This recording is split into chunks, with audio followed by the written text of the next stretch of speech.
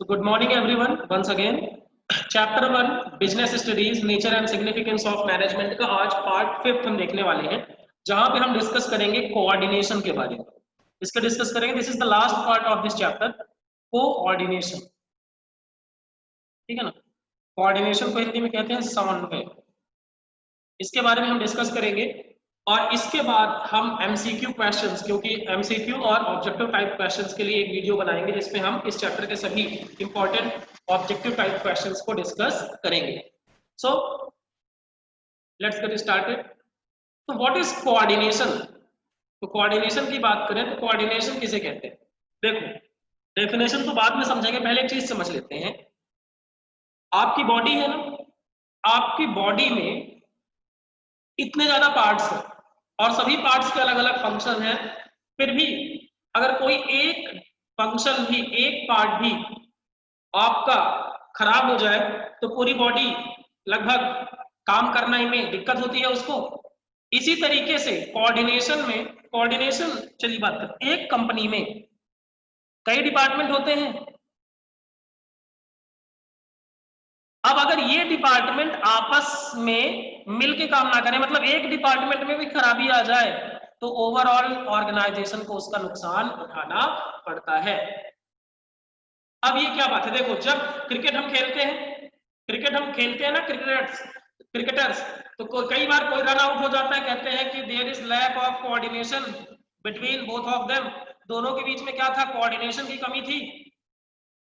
तो अगर कोई रन आउट होगा तो टीम का नुकसान होगा। इसी तरीके से जिसका दिमाग नहीं काम करता तो वो कर कुछ और रहे होते हैं, बोल कुछ और रहे होते हैं, कहीं घूम रहे हैं, कहीं पागलों जैसे हरकतें कर रहे हैं, तो ऐसा पर्सन उनका बड़ा नुकसान है। मतलब भैया कोऑर्डिनेशन में क्या किया जाता है? कोऑर्डिनेशन का मतलब होता है सारी चीजों में इस तरीके से सामंजस्य है, इस तरीके से आपस में जुड़ी हुई है कि एक कॉमन ऑब्जेक्टिव के लिए वो काम कर रहे हैं। मतलब भले ही आपके काम अलग अलग है, भले ही आपके काम अलग अलग हैं, स्कूल में सभी टीचर्स मान लो अलग अलग सब्जेक्ट पढ़ाते हैं, उनके काम अलग अलग हैं, लेकिन उनका ऑब्जेक्टिव एक है कि आपका रिजल्ट बहुत बेहतर है। इसको कहते हैं कोऑर्डिनेशन। तो कोऑर्डिनेशन की डेफिनेशन पढ़ते हैं। Coordination is the process by which a manager synchronises मतलब होता है इंटीग्रेट करना। इंटीग्रेट करना मतलब जोड़ना, लिंक करना। सिंक्रोनाइज मतलब आपस में लिंक करना activities of various different departments. अलग अलग डिपार्टमेंट की एक्टिविटी को हम साथ में मिलाते हैं towards the achievement of common goal. ध्यान रखना, सभी एक्टिविटीज को, सभी डिपार्टमेंट की एक्टिविटीज को आपस में क्यों मिलाया गया? जिससे हमने जो सपना देखा है, जो टॉप लेवल मैनेजमेंट ने सपना देखा है, वो सपना पूरा हो जाए। अब एक एग्जांपल के थ्रू समझते हैं। मान लीजिए कि टॉप लेवल मैनेजमेंट ने प्लानिंग की, टॉप लेवल मैनेजमेंट ने क्या की? प्लानिंग की साहब कि हमें एक साल में 10 लाख यूनिट, कितना? 10 लाख यूनिट का क्या करना है? सेल करना है, ठीक है। 10 लाख यूनिट बेचना है बाजार में। तो भैया बेचने के लिए क्या करना पड़ेगा? रॉ मटेरियल खरीदना पड़ेगा, तब तो गुड्स बनाओगे। तो सबसे पहले फाइनेंस डिपार्टमेंट में देखेंगे कि पैसा है कि नहीं। अब पैसा है कि नहीं ये देखने के बाद क्या करेंगे? गुड्स को परचेस करना पड़ेगा। भैया परचेस करना पड़ेगा, सही बात है। रॉ मटेरियल परचेस करोगे, रॉ मटेरियल परचेस करने के बाद क्या करोगे? प्रोडक्शन करोगे। प्रोडक्शन के बाद उसके साथ ही साथ मार्केटिंग चलती रहेगी। मार्केटिंग में क्या? एडवर्टीजमेंट वगैरह करेंगे, सेल्स एडवर्टीजमेंट ऐड वगैरह करेंगे।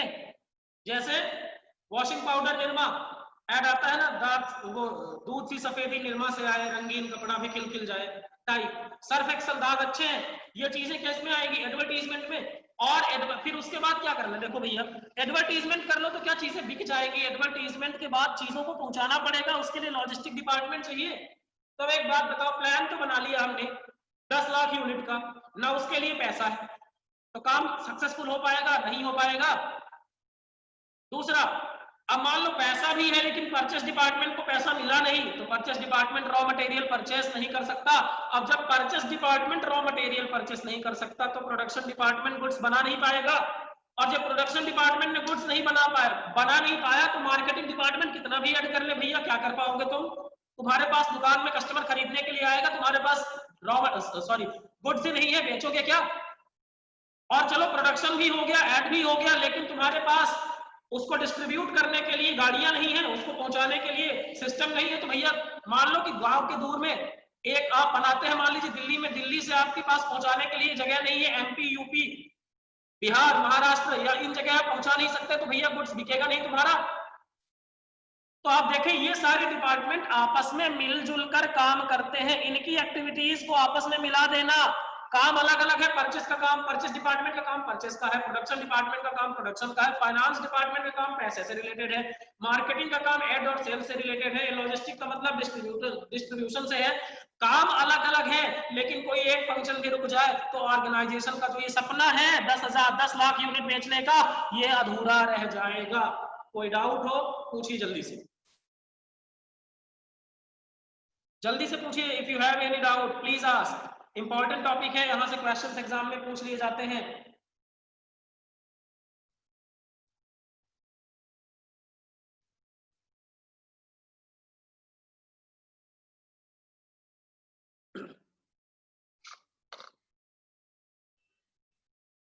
ठीक है, आगे चले।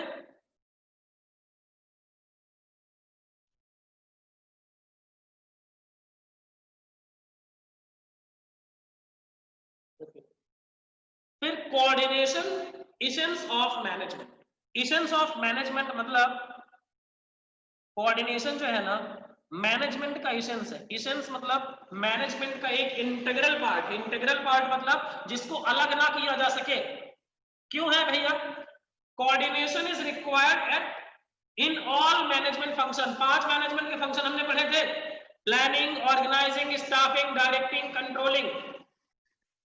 अब कुछ लोग कहते हैं कि कोऑर्डिनेशन अलग से फंक्शन है, coordination is a separate function of management, लेकिन कुछ लोग कहते हैं भैया देखो, कोऑर्डिनेशन तो सभी फंक्शंस में चाहिए, coordination is inherent function of management, ये अलग से कोई फंक्शन नहीं है, ये हर फंक्शन की जान है।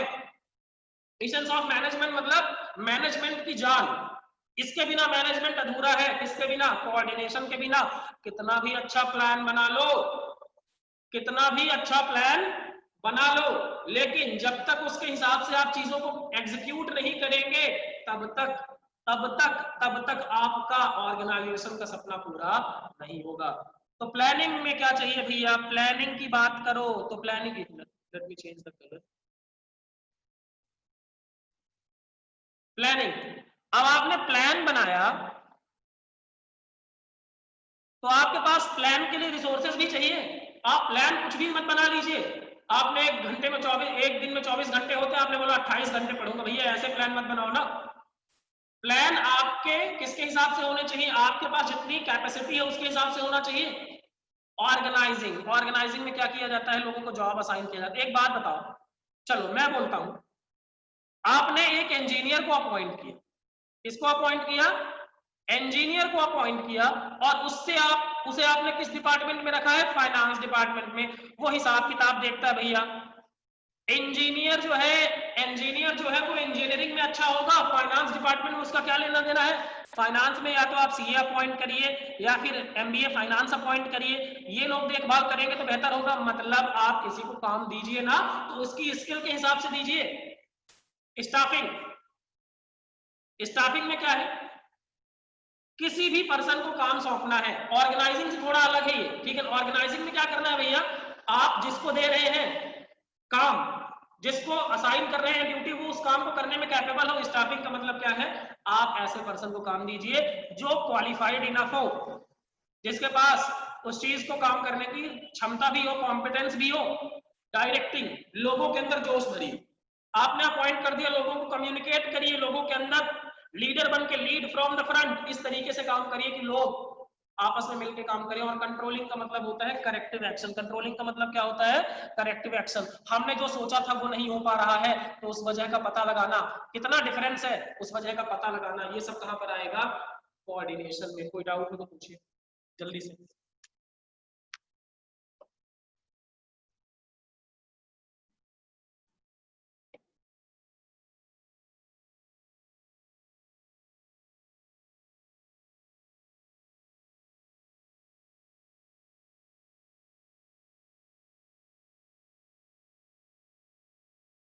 ठीक है। प्लानिंग में क्या करेंगे हम, ओवरऑल प्लान और ऑर्गेनाइजेशनल गोल्स दोनों एक साथ रहें। ऑर्गेनाइजिंग में क्या करते हैं हम भैया, assignment of duty and responsibility इस तरीके से करते हैं कि आपके प्लान के हिसाब से हो, स्टाफिंग में जिसकी जैसी स्किल उसको वैसा काम। डायरेक्टिंग में क्या किया जाता है, ऑर्डर दिया जाता है, इंस्ट्रक्शन दिया जाता है जिससे हमारा प्लान एग्जीक्यूट हो, और कंट्रोलिंग में कोई गलती हो रही है तो उसको सुधारने का काम किया जाता है। ठीक, आगे चलते।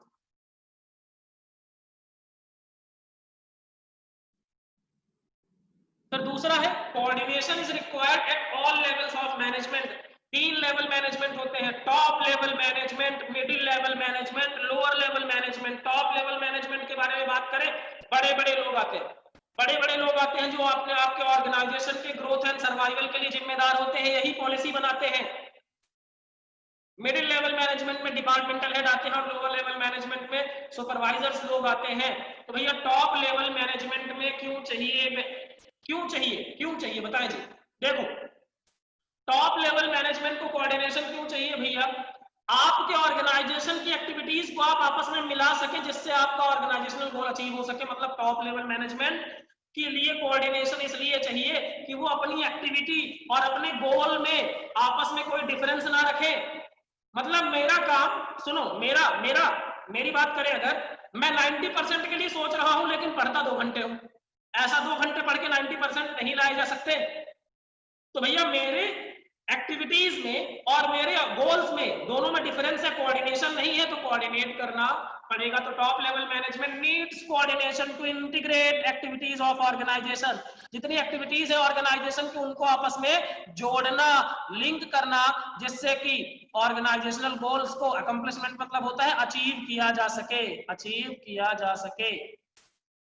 दूसरा है middle level management. Middle level management क्या है भैया, requires integrate efforts of different section and sub section. देखो डिपार्टमेंट में, मिडिल लेवल में वेरियस डिपार्टमेंट आते हैं, इन डिपार्टमेंट्स की एक्टिविटीज आपस में मिली रहे, लिंक्ड रहे, कोई डिफरेंस ना रहे।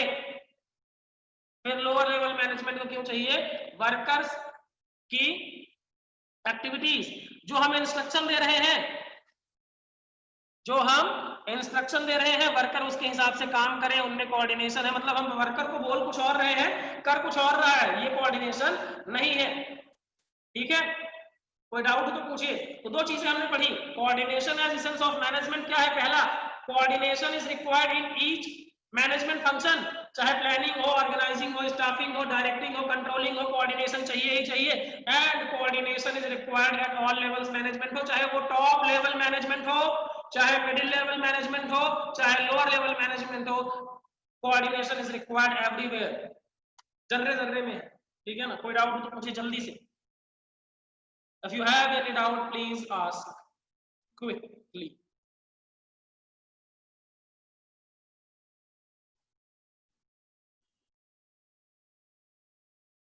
जल्दी से पूछो।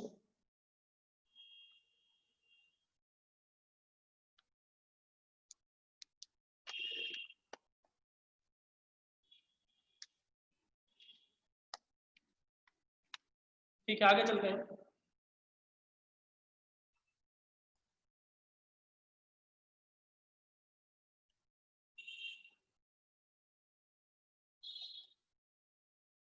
कैरेक्टरिस्टिक्स ऑफ कोऑर्डिनेशन की बात कर लेते हैं।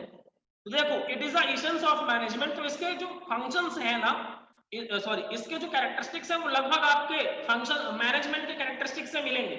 पहला, coordination integrates group effort. Group effort मतलब कोऑर्डिनेशन क्या करता है, आपके टीम के एफर्ट को आपस में जोड़ता है। आप भले ही अलग अलग काम करते हैं, जैसे क्रिकेट टीम में बॉलर का काम अलग, विकेट कीपर का काम अलग, बैट्समैन का काम अलग, फील्डर का काम अलग, लेकिन वो आपस में क्या करते हैं, ग्रुप एफर्ट्स को आपस में जोड़ते हैं, जिससे कि एक पर्पसफुल बात बनती है। मतलब अगर बॉलर कितनी भी अच्छी बॉलिंग करे लेकिन अगर फील्डर कैच छोड़ देगा तो क्या होगा, कभी भी पर्पसफुल नहीं हो पाएगा, मतलब कभी भी उससे कोई आउटकम नहीं निकलेगा। तो coordination integrates different activities into purposeful work activity, मतलब अलग अलग चीजों को इस तरीके से जोड़ता है कि आपका कोई उससे रिजल्ट निकल आए। दूसरा, coordination ensures unity of action. भले ही आपके अलग अलग डिपार्टमेंट हैं, लेकिन आपको ऑर्गेनाइजेशनल गोल के लिए मिलके काम करना पड़ेगा।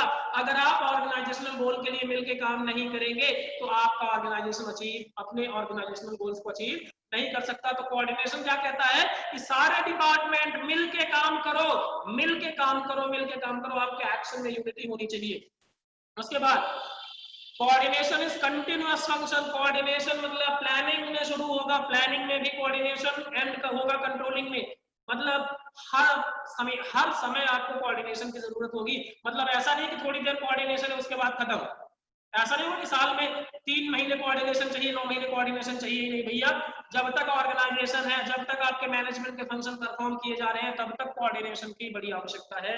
उसके बाद coordination is pervasive, is an all pervasive function. मतलब चाहे वो टॉप लेवल मैनेजमेंट हो, चाहे मिडिल लेवल मैनेजमेंट हो, चाहे लोअर लेवल मैनेजमेंट हो, चाहे मैनेजमेंट का कोई फंक्शन हो, चाहे मैनेजमेंट का कोई डिपार्टमेंट हो, आपको हर जगह पर कोऑर्डिनेशन की जरूरत पड़ेगी। And coordination is a deliberate function of management. का मतलब क्या है कि कोऑर्डिनेशन डेलिबरेट यानी सोच समझकर किया जाता है, जानबूझकर किया जाता है। डेलिबरेट मतलब होता है कॉन्शियसली, सोच समझकर। ऐसा नहीं है कि कोऑर्डिनेशन अगर हो गया तो हो गया, कोऑर्डिनेशन हो गया तो हो गया, या कोऑर्डिनेशन बाई फोर्स लाएंगे मतलब जबरदस्ती कोऑर्डिनेट करवाएंगे, ऐसा नहीं होता भैया। कोऑर्डिनेशन के लिए मैनेजमेंट को क्या करना पड़ता है, डेलिबरेटली चीजों को ठीक करनी पड़ती है।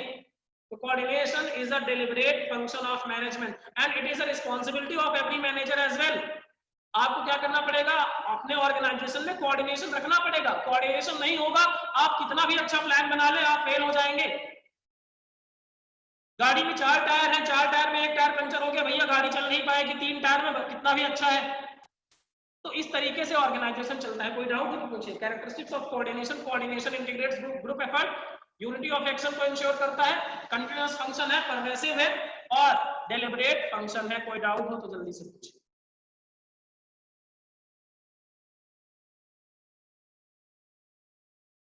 जल्दी पूछे।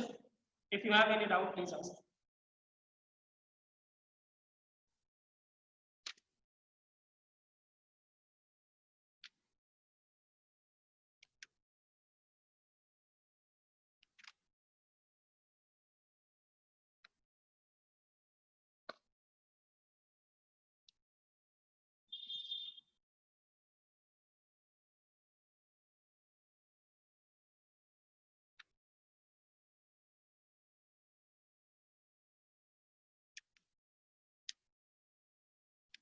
चलिए ठीक है, कोई डाउट नहीं है, आगे चलो।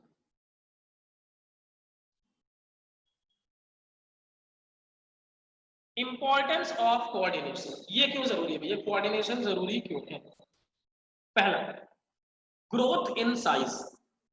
ग्रोथ इन साइज का मतलब क्या, देखो पहले मान लो आपके ऑर्गेनाइजेशन में 10 एम्प्लॉय काम करते थे। कितने काम करते थे? 10 एम्प्लॉय। अब आपका ऑर्गेनाइजेशन बढ़ा, एक मिनट मुझे कलर चेंज।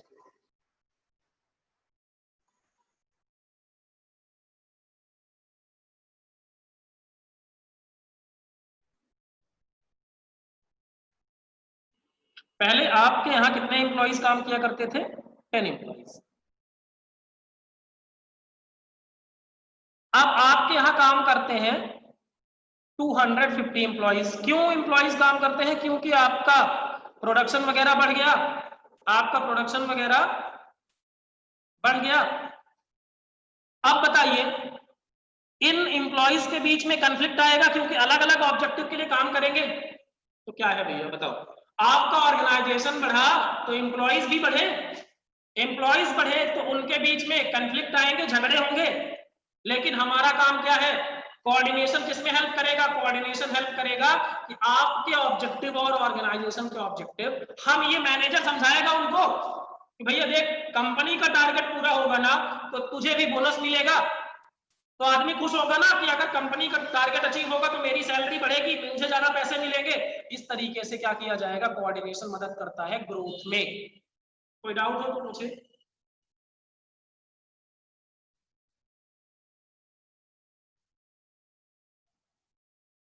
जल्दी से।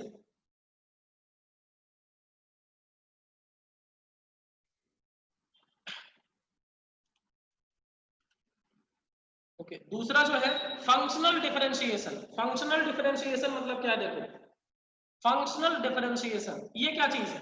देखो, किसी भी ऑर्गेनाइजेशन में ना, जैसे मैंने आपको पहले भी बताया, मान लो एक डिपार्टमेंट है हमारा परचेस, दूसरा है प्रोडक्शन, तीसरा है फाइनेंस, चौथा है मार्केटिंग। चलो 4 डिपार्टमेंट ही मानते हैं, ठीक है। अब इनके काम अलग अलग हैं, इनके काम अलग अलग हैं, तो कोऑर्डिनेशन क्या करेगा? कोऑर्डिनेशन ये करेगा कि आपकी एक्टिविटीज आपस में मिल जाएं। भले ही आपका काम अलग अलग है, लेकिन ऑर्गेनाइजेशनल गोल के लिए आपको मिलकर काम करना पड़ेगा। देखो, प्रोडक्शन तब तक नहीं हो सकता जब तक परचेस ऑफ रॉ मटेरियल ना हो, और प्रोडक्शन जब तक नहीं होगा तो सेल नहीं हो सकता। तो ये चीजें हैं कि आपको फंक्शनल डिफरेंशिएशन मिलेगा यहाँ पे। उसके बाद स्पेशलाइजेशन। स्पेशलाइजेशन मतलब क्या? देखो, ऑर्गेनाइजेशन में मान लीजिए टेक्नोलॉजी है या एक्सपर्ट्स की सलाह चाहिए आपको, क्योंकि कॉम्प्लेक्स चीजें हैं। रिसर्च एंड डेवलपमेंट एक्सपर्ट्स करेंगे, टेक्नोलॉजी में चेंज हुआ तो एक्सपर्ट के लिए। अब एक्सपर्ट के साथ दिक्कत ये है ना कि एक्सपर्ट सोचते हैं कि जो हम कर रहे हैं वही सब सही है, वही शून्य है, वही सिवा है, तो ऐसा तो होता नहीं। तो एक्सपर्ट के ओपिनियन, ठीक है, और एक्चुअल फैक्ट्स, इन दोनों के बीच में जो डिफरेंस होगा उसको रिकंसाइल करने का काम कौन करेगा? कोऑर्डिनेशन। मतलब हमारा अल्टीमेट ऑब्जेक्टिव क्या है? हमारा अल्टीमेट ऑब्जेक्टिव है to achieve the organisational goals. हमारा ऑब्जेक्टिव ये नहीं है कि आपके ऑर्गेनाइजेशन में रिफ्ट क्रिएट हो जाए, आपके ऑर्गेनाइजेशन में झगड़ा चल रहा है। यहाँ किसी को अपनी सुपीरियरिटी नहीं दिखानी है, यहाँ पर हमारा ऑब्जेक्टिव है कि ऑर्गेनाइजेशनल गोल अचीव हो।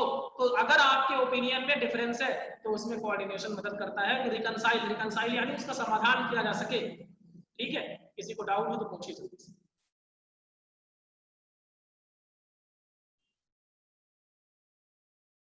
If you have any doubt please ask, जल्दी पूछिए।